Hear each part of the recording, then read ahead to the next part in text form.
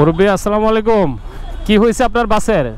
আমার বাসের লোক কুমার ভাইদের কাছে এদিকে মহাজনে কি বলে পাঠাইতেছে এটা আমি বলে গেম দেখতেছি। তো মহাজনের জন্য আপনি এই যে ফ্লাইওভারের পিছনে জ্যাম পড়ছে কত দূর আপনি কি জানেন?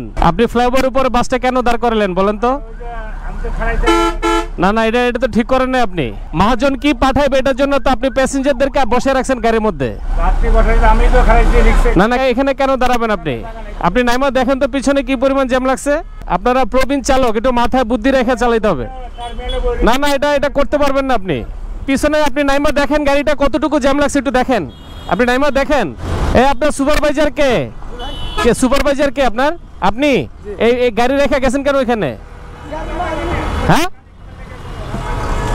একটা বাস ফ্লাইওভার উপর দাঁড় করে পিছনে কি পরিমাণ জ্যাম লাগাইছে। সুপারভাইজার গেছে কার পার্সেল আনার জন্য, ওই পার্সেলের জন্য বাসের যাত্রীদেরকে বসে রাখছে আর বাসটা ফ্লাইওভার উপর দাঁড় করে রেখে পুরো ফ্লাইওভারের মধ্যে জ্যাম ফেলে দিচ্ছে। এই বাইক কি হয়েছে? স্টার্ট হচ্ছে না, পিছনে বিশাল বড় জ্যাম লেগে গেছে। কে ভাই, স্টার্ট হয় না? এটা কই নিব? দেন ধাক্কা লাগান। আনফিট গাড়ি, রাস্তা বন্ধ হয়ে গেছে। দাঁড়ান দাঁড়ান দাঁড়ান দাঁড়ান, একটু ধাক্কা দিয়ে দেন, সোজা করে রাখুক, আর একটু সোজা করুক। অ্যাম্বুলেন্স থেকে শুরু করে অনেকগুলো গাড়ি আটকা পড়ছে। দেখেন এই জ্যাম কোথায় চলে গেছে। Thank you.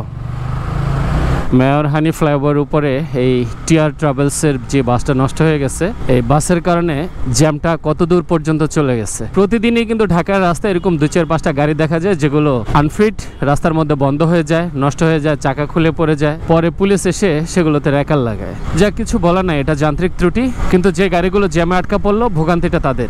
End of the moment এইটুকুই বলার আছে। প্রতিদিনই বলি, সবসময় বলি, এবং আমার কথা শুনতে শুনতে সবাই বিরক্ত হয়ে যান। আসলে সতর্কতার কোনো মাইন নেই, সাবধানের মাইন নেই। প্রতিদিন যখন আমরা রাস্তায় বের হই সবকিছুই আমাদের মাথায় রাখতে হবে, আমার কারণে অন্য কেউ প্রবলেম ফেস করছে কিনা। বাস যেহেতু যথেষ্ট জায়গা নিয়ে চলে, কয়েকটা গাড়ির জায়গা একটা বাস একা দখল করে রাখে, দ্যাটস ওয়াই তার দায়িত্বটা অনেক বেশি।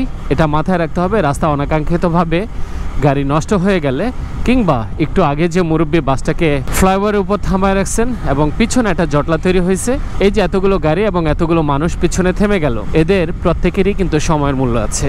এমনও হতে পারে যে 1 মিনিট থেমে থাকার কারণে এদের কারো কারো অনেক বেশি ক্ষতি হয়ে গেছে। ওভারঅল ড্রাইভিংয়ের সময় সবকিছু আমাদেরকে মাথায় রাখতে হবে। আমরা চাই একটা সেফ রোড, সেফ সিটি। এর জন্য রাস্তা চলাচলের সময় আমাদেরকে আন্তরিক থাকতে হবে। আন্তরিক থাকতে হবে নিজের ভেহিকলস, নিজের প্রতি, নিজের বাসের যাত্রীদের প্রতি। রেসপেক্ট থাকতে হবে ট্রাফিক রুলসের প্রতি। আজকের দিনটা প্রত্যেকের জন্য শুভ হোক। ভালো থাকবেন সবাই। আল্লাহ হাফিজ।